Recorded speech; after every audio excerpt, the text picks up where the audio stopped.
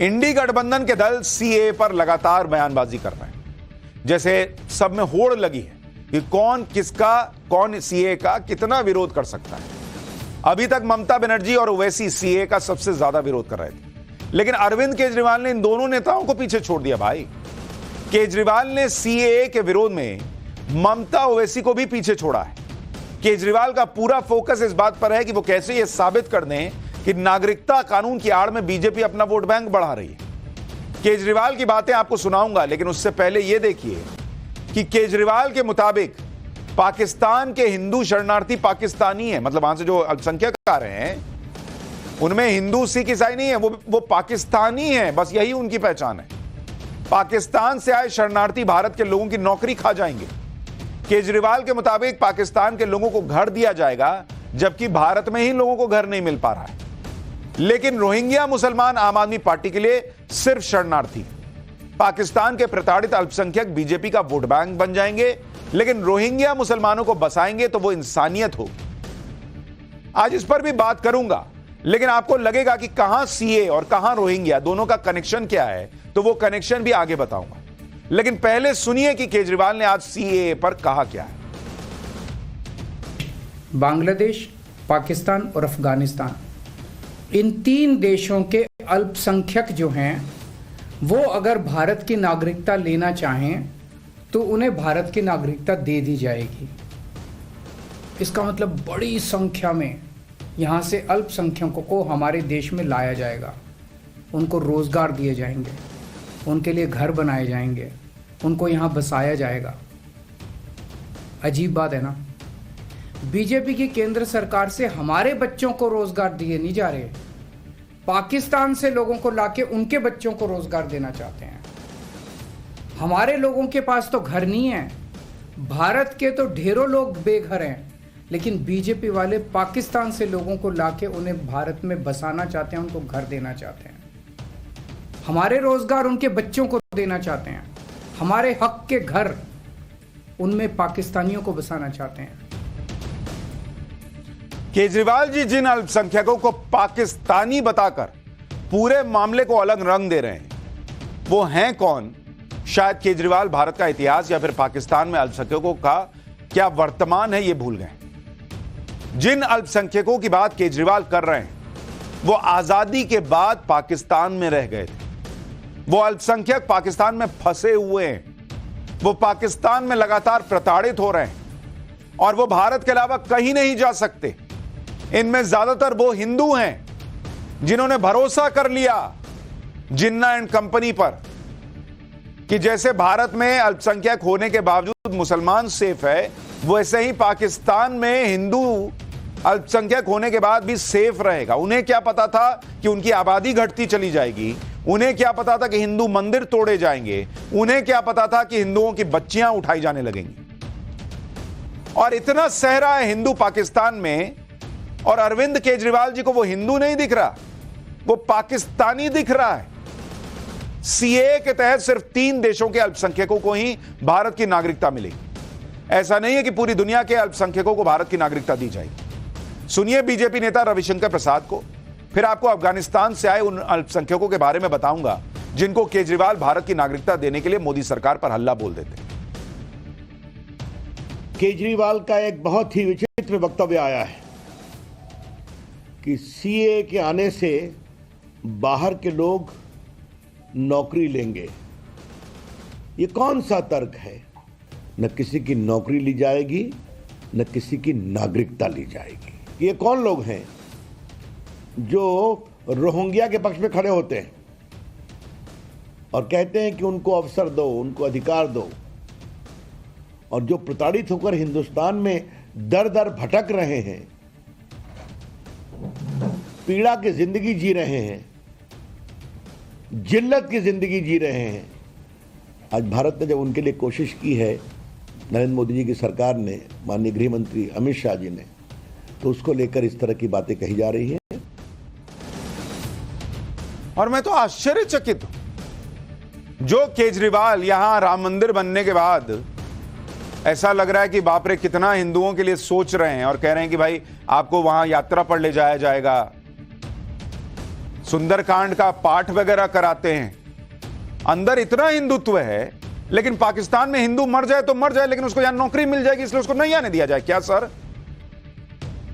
पाकिस्तान में हिंदुओं की बेटियां जो है वो उठा ली जाएं तो उठा ली जाएं, लेकिन यहां उसको घर मिल जाएगा इसलिए उसको वहां छोड़ दे मरने के लिए क्या सर? और हिंदू कहां जाएगा बॉस? 40 से ज्यादा इस्लामिक राष्ट्र हैं, हिंदू कहां जाएगा? मुसलमान तो चलिए एक बार के लिए धर्म के नाम पर किसी इस्लामिक राष्ट्र में चला भी जाए, हिंदू कहां जाएगा? दुनिया में कितने हिंदू राष्ट्र हैं भाई? एक भी नहीं। केजरीवाल आज कह रहे हैं कि पाकिस्तान, अफगानिस्तान और बांग्लादेश से आने वाले अल्पसंख्यकों की वजह से देश के युवाओं का हक मारा जाए। उसकी सच्चाई आपको बताऊंगा, उससे पहले आपको एक तस्वीर दिखाता हूं।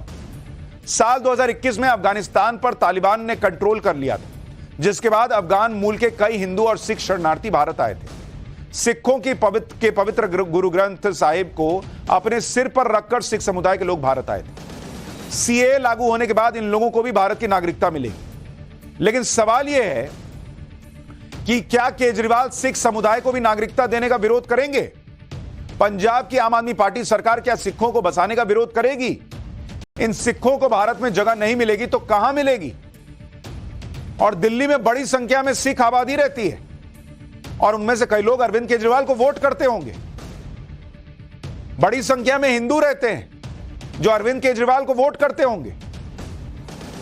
आज उनके मन में भी सवाल होगा भाई कि वो हिंदू और सिख जो पाकिस्तान, अफगानिस्तान, बांग्लादेश में प्रताड़ित है, क्या उसको पाकिस्तानी, अफगानिस्तानी और बांग्लादेशी देखना है, या उनको प्रताड़ित ही इस बात पे किया जा रहा है कि वो हिंदू और सिख हैं इसलिए उनका धर्म देखना पड़ेगा? बॉस, अगर आपको ये लोग पाकिस्तानी, अफगानिस्तानी लगते हैं तो फिर जब अफगानिस्तान में गुरुद्वारों पर हमले होते हैं तो क्यों भगवंत मान केंद्र से अपील करते हैं कि तालिबान को कड़ा संदेश दिया जाए? यानी विरोध करना है, लॉजिक कोई हो या ना हो। अब केजरीवाल के आरोप की सच्चाई भी जान लेते हैं। केजरीवाल का आरोप है कि पाकिस्तान से आने वालों को घर दिया जाएगा। भारत में लोग बेघर हैं। सच्चाई यह है कि भारत में पीएम आवास योजना के तहत लोगों को घर मिल रहे हैं। मोदी सरकार ने अब तक करीब 3 करोड़ लोगों को ऑलरेडी घर दे दिया है। केजरीवाल का आरोप है कि भारत में लोगों की नौकरियां पाकिस्तानियों को मिल जाएंगी। सच्चाई यह है कि पीरियोडिक लेबर फोर्स सर्वे के मुताबिक भारत में बेरोजगारी दर 3.1% पर आ गई है, जो पिछले 3 साल में सबसे कम है। केजरीवाल का आरोप है कि पाकिस्तान से आने वाले हमारे बच्चों का खाना खा जाएंगे। सच्चाई है कि मोदी सरकार कोविड के बाद से 80 करोड़ लोगों को मुफ्त राशन दे रही है। यानी देश में लोगों को खाना मिल रहा है, घर मिल रहा है, बेरोजगारी दर भी कम हो रही है और पाकिस्तान, अफगानिस्तान, बांग्लादेश से आने वाले कुछ अल्पसंख्यकों की वजह से किसी को कोई परेशानी नहीं होने वाली। बात सिर्फ यह नहीं है कि केजरीवाल शरणार्थियों के आने से नौकरी और घर के संकट का आरोप लगा रहे हैं। सीए के खिलाफ केजरीवाल का एक और लॉजिक भी है। केजरीवाल के मुताबिक बीजेपी सोची समझी रणनीति के तहत सीए लागू कर रही है, जिससे पाकिस्तान, अफगानिस्तान और बांग्लादेश के अल्पसंख्यक शरणार्थियों को देश के अलग अलग हिस्से में बसाकर बीजेपी अपना वोट बैंक तैयार कर लेगी। और कह रहे हैं कि कुछ लोगों से यह सुना है। केजरीवाल के मुताबिक इससे बीजेपी जहां जहां कमजोर है वहां वो मजबूत हो जाएगी। एक बार केजरीवाल जी को सुनिए, फिर आपको केजरीवाल के इस लॉजिक की सच्चाई भी बताऊंगा। ये पूरा का पूरा खेल वोट बैंक बनाने की गंदी राजनीति है। इन तीनों देशों से 1.5-2 करोड़ लोगों को अगर भारत ले आया गया और उनको चुन चुन के इस तरह से देश के अलग अलग भागों में बसाया गया, जिससे जहां जहां बीजेपी के वोट कम हैं वहां झुग्गियां डाल के अगर इन लोगों को वहां बसाया गया तो वहां बीजेपी का एक पक्का वोट बैंक तैयार हो जाएगा। बीजेपी के वोट बढ़ जाएंगे और आने वाले इस चुनाव में तो नहीं, आने वाले भविष्य के चुनाव में बीजेपी को इससे बहुत बड़ा चुनावी फायदा मिल सकता है।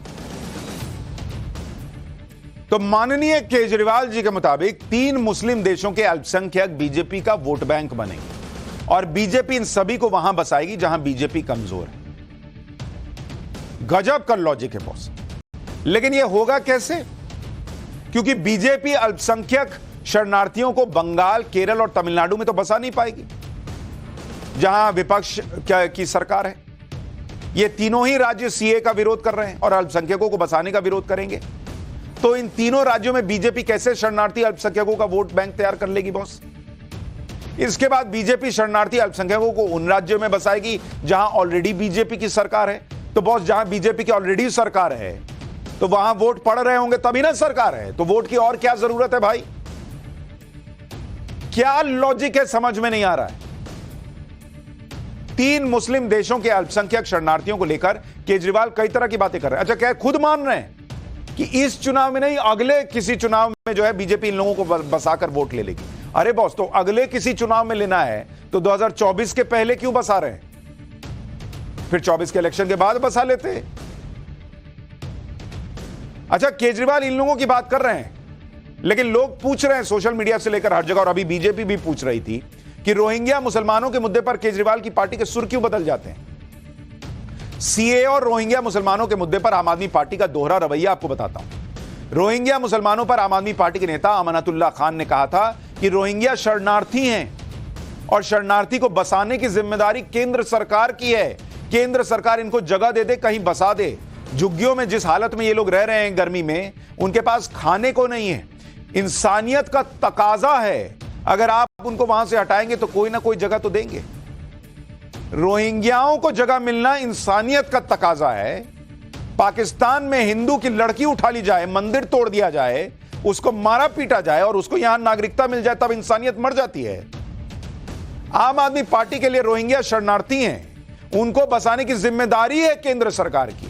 लेकिन जब सीए के तहत केंद्र सरकार 3 मुस्लिम देशों के शरणार्थियों को बसाने की बात करती है तो केजरीवाल ने क्या कहा था वो भी सुनिए। 3 देशों से आने वाले लोगों को नौकरी कौन देगा पूछते हैं। इनको कहां बसाएंगे, इनको घर कहां से देंगे? दिल्ली में बसाएंगे, मुंबई में बसाएंगे, इनको गुजरात में बसाएंगे, असम में बसाएंगे, त्रिपुरा में बसाएंगे, कहां बसाएंगे? तो केजरीवाल जी जरा अमानतुल्लाह खान से भी पूछ लीजिए, जो कह रहे हैं कि रोहिंग्याओं को बसाना इंसानियत है। उनकी इंसानियत जगी है या आपकी? ये कंपैरिजन कर लीजिए। ये 3 देशों से आने वाले शरणार्थियों में मुसलमान नहीं है, तो सवाल ही सवाल। वहीं जब रोहिंग्याओं की बात आए तो इंसानियत जाग जाती है।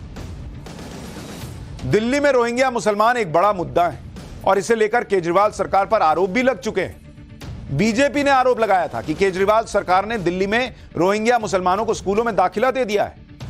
रोहिंग्या बच्चों को एडमिशन के लिए फर्जी सर्टिफिकेट जारी किए गए हैं। बीजेपी यह भी आरोप लगा चुकी है।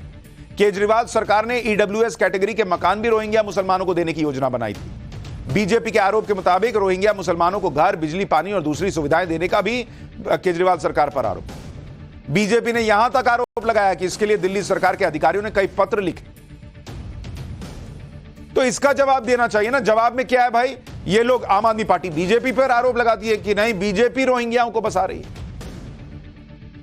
लेकिन है तो वो वहीं, उनको तो नहीं किसी ने उठा के फेंक दिया, किसी ने तो नहीं पूछा कि उनको खाना कौन दे रहा है, वो घर ले लेंगे। दिल्ली में रोहिंग्या मुसलमानों के खिलाफ साल 2021 में द्वारका में प्रोटेस्ट भी हुआ था। उसकी तस्वीर भी देखिए आप। लोगों ने उस समय कहा था कि रोहिंग्या लोगों को बसाने से अतिक्रमण हो रहा है, जिससे इलाके के लोग परेशान हैं। बीजेपी ने आरोप भी लगाया था कि केजरीवाल रोहिंग्या मुसलमानों को दिल्ली में बसाकर अपना वोट बैंक तैयार कर रहे हैं। सुनिए बीजेपी नेता मनजिंदर सिंह सिरसा को, फिर आपको सीए के मुद्दे पर इंडी गठबंधन का कंफ्यूजन भी बताऊं। ये घटिया सोच है अरविंद केजरीवाल जी की। और जब यही बात रोहिंग्यों के ऊपर आती थी तो अरविंद केजरीवाल जी चिल्ला चिल्ला कर कहते थे रोहिंग्यों को भारत के अंदर जगह देनी चाहिए, रोहिंग्यों का हक है इस भारत के ऊपर, रोहिंग्या इस भारत में बसने चाहिए, उनको अधिकार है यहाँ पर रहने का। और यही बात जब आती थी सीए के ऊपर तो अरविंद केजरीवाल जी कहते थे कि इसके अंदर मुसलमान वर्ड भी डालना चाहिए, जो ईरान में, इराक में या सऊदी में या सीरिया में मुसलमानों के ऊपर उत्पीड़ना हो रही है, उनको भारत में लाकर बसाना चाहिए, उनको रोजगार देना चाहिए, वो हक से जीत सकें। सीए के मुद्दे पर इंडी गठबंधन के दलों में भी भयंकर कंफ्यूजन है। हर किसी के अलग दावे। जैसे अरविंद केजरीवाल कह रहे हैं कि भविष्य के चुनावों में फायदा लेने के लिए बीजेपी सीए लाई है। इंडी गठबंधन कह रहा है कि इसी चुनाव में फायदे के लिए बीजेपी सीए लागू कर रही है।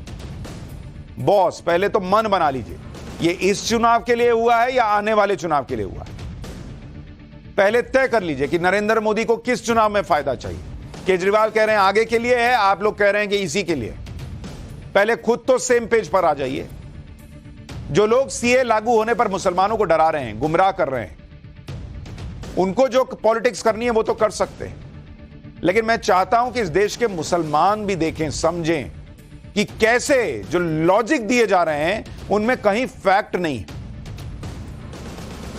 और मुसलमानों को तय करना होगा कि क्या सालों से जिस तरह से वो इस्तेमाल होते रहे और आज भी गरीबी में बुरी हालत में उसी तरह से इस्तेमाल होते रहना है, या लॉजिक पर आगे बढ़ना है और अपने हिसाब से चीजें तय करना।